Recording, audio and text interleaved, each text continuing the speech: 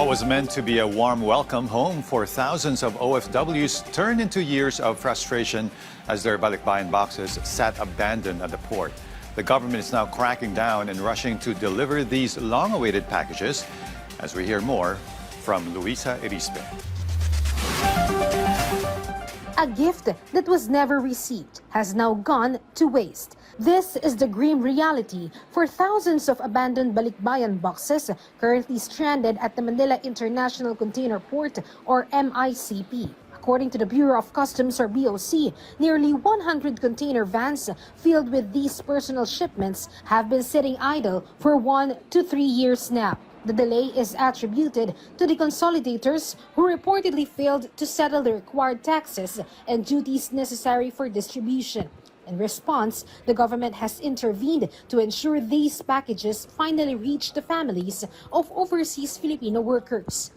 Sa halip na naging masaya ating mga kababayan OFWs, naging malungkot. Meron na tayong mga ginagawa at ginawa na rin mga immediate measures. Number one, dapat magkaroon na mismo na mas mahigpit na accreditation ang mismong BOC. The Department of Finance has allocated 30 million pesos fund to cover the logistics and delivery costs of these boxes to their intended recipients. The BOC targets the completion of this clearance process within 60 days. Yung mga boxes, maganda pa yung mga nakasulat doon ng mga pangalan, address at contact number. So pinaisa-isa natin yan upang matawagan sila. Pangalawa, meron naman din kaming website. Gumawa kami ng Bayani Box website. Meron namang mga nag-i-inquire na doon ng mga kababayan natin. And then gumawa rin kami ng chat groups. Kasama na rin ako doon. Nakisali na ako dyan upang may mga direct communications na kami. For the families who have endured a very long wait and needless inconvenience, the Department of Migrant Workers has announced that additional assistance has been provided.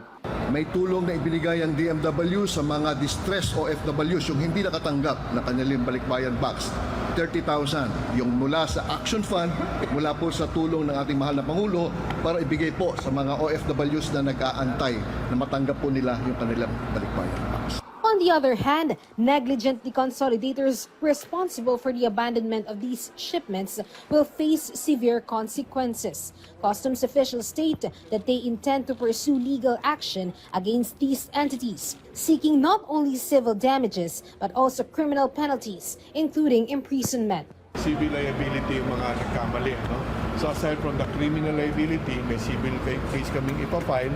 Hopefully makakuha tayo doon ng makukuhang pondo upang mabigyan naman ng kabayaran yung mga OFWs na namuhunan o nag-ipon at naghintay yung kanilang mga kamag-anak, mapagbayad natin at mabigyan naman ng compensation yung ating mga kababayan. Luisa Erispe from the National TV Network for a new and better Philippines.